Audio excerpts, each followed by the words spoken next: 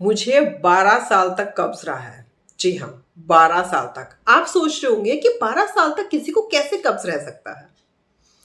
रह सकता है क्योंकि मैं बहुत सारी ऐसी गलतियां कर रही थी कि मैं इस प्रॉब्लम से निकलना ही नहीं चाह रही थी। सबसे बड़ी जो गलती मैं कर रही थी, मेरे घर में मेरे जो बड़े थे उनको कॉन्स्टिपेशन रहा करता था। तो मेरा कहीं न कहीं माइंडसेट था कि सबको है घर में तो मुझे भी प्रॉब्लम है, मतलब मुझे ये उन्हीं से प्रॉब्लम मिली है तो मुझे कॉन्स्टिपेशन रहेगा।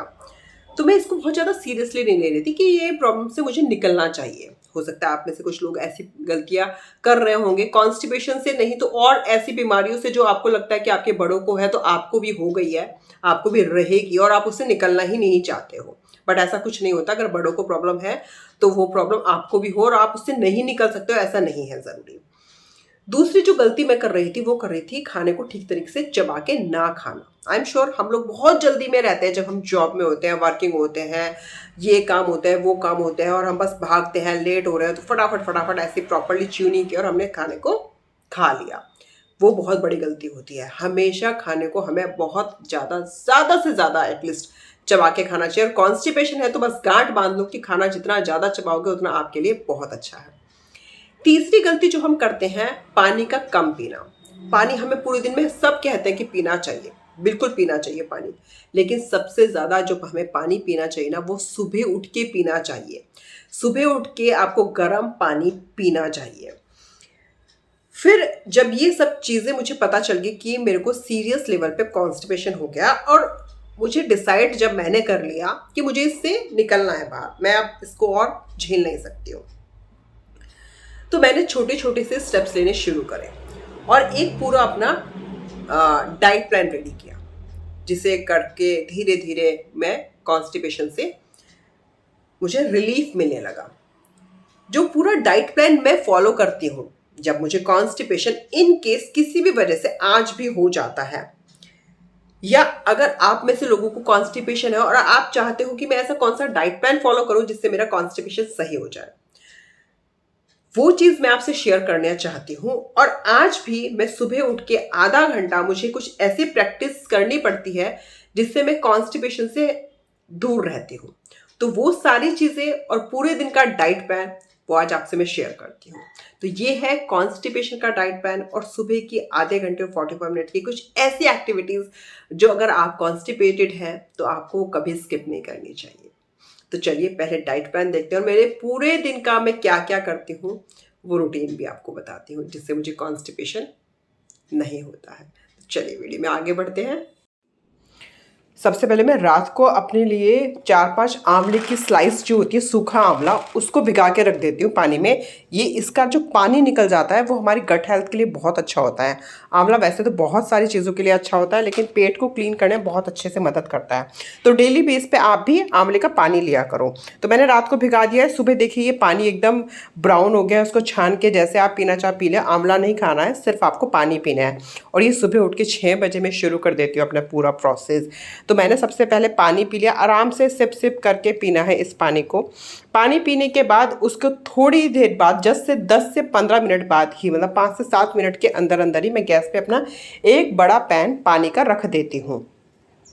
तो मैंने इसे सिप सिप करके पी लिया है। अब जो पानी जो मैंने गैस पे रखा है वो हल्का सा मुझे वार्म होने देना है, मतलब बहुत तेज़ नहीं करना है, बहुत ठंडा नहीं रखना है, लेकिन इतना है कि मैं पी पाऊँ उसको आराम से। तो मैंने एक बड़ा पैन रखा है। आप देखिए इसमें 4 से 5 ग्लास पानी आराम से आ जाता है और ये मैं पूरा पैन पी लेती हूँ। मैं धीरे धीरे पेट पे अपना राउंड राउंड करके और धीरे धीरे इसको पीना शुरू कर देती हूँ। तो ये इसको मुझे पीने में 15 मिनट हार्डली लगती है, क्योंकि अब मुझे आदत हो गई तो मैं ज़्यादा पीने लगी हूँ। बहुत लंबे समय से पी रही हूँ तो अब मुझे पीना इतना डिफ़िकल्ट नहीं लगता है। उसके बाद मैं मलासन में बैठती हूँ और इजीली मैं फ्रेश हो जाती हूँ। फिर मैं अपने ड्राई फ्रूट्स, जो मेरे भीगे हुए ड्राई फ्रूट्स मैं लेती हूँ। उसके बाद मैं कॉन्स्टिपेशन वालों के लिए बना रही हूँ, तो मैं अपना नहीं, कॉन्स्टिपेशन वालों के लिए बता रही हूँ कि आपको क्या लेना है। आपको ब्रेकफास्ट में फ्रूट्स लेने हैं, कोई भी जो मौसम के फ्रूट्स हैं। कोशिश करना अगर पपाया आपके पास हो तो आप पपाया लो। आप ब्रेकफास्ट 10 बजे तक कर लो अपने फ्रूट्स का। उसके बाद आप 11 से 12 के बीच में एक अच्छा सा वेजिटेबल जूस बनाओ, जो है ये, जैसे कुकुम्बर आपके पास रखा है, बीट रूट रखा है, लौकी रखी है आपके पास, एक करेला भी डाल सकते हो, हल्का सा अदरक डाल सकते हो, पुदीना डाल सकते हो, धनिया डाल सकते हो, आंवला है तो आंवला डाल डाल सकते हो। तो इन सब चीज़ों का एक बड़ा अच्छा सा आप जूस बनाओ और उसे जूस को धीरे से बैठ के आराम से सिप सिप करके पीना है। एक ही घूंट में आपको पूरा ग्लास नहीं पीना है, धीरे धीरे पीना है, मेक श्योर। और ये जूसर है, ये बहुत अच्छा सुजाता का मेरे पास जूसर है। अगर आपको इसका लिंक चाहिए तो कमेंट में लिखना। इससे बेस्ट जूसर मुझे नहीं मिला। इसको क्लीन करना भी आसान है और जूस भी सिर्फ 2 मिनट में निकल जाता है। अक्सर हम लोग आलस कर देते हैं कि यार जूस कौन बनाएगा, लेकिन जूस बनाना 1 कप चाय बनाने से भी बहुत आसान है और उससे कहीं ज़्यादा टाइम कम लगता है जूस बनाने में। और ये जूसर जो है ना, इसको क्लीन करना बहुत ईजी है। सिर्फ 2 आपको इसके पार्ट्स अलग करने हैं और ये एकदम से क्लीन हो जाता है। तो ये जूस बनाओ। मैंने आज खीरा और बीटरूट रखा था तो उसी का ही बना लिया है। आप लौकी भी ऐड कर सकते हैं, ऐश कार्ड भी ऐड कर सकते हैं। बहुत सारी ऐसे जूसी वेजिटेबल्स होती हैं जिनका आपको जूस पीना चाहिए अपनी गट हेल्थ के लिए। आंवला, लौकी, खीरा और बीटरूट, इन चारों को आप मोस्ट प्रायोरिटी रखिएगा, ठीक है। मैंने इसका जूस बनाया, एक बड़ा सा ग्लास, बैठ के आराम से आप पियो। मैं भी अक्सर पीती हूँ ये जूस। जब भी मुझे लगता है कि घर पे वेजिटेबल्स है तो चलो आज जूस बना लेते हैं, तो मैं आराम से सिप सिप करके जूस पीती हूँ। और ये आपकी स्किन के लिए भी बड़ा अच्छा होता है, आपके गट हेल्थ के लिए भी अच्छा होता है। मतलब ये कंप्लीट पैकेज है आपके लिए।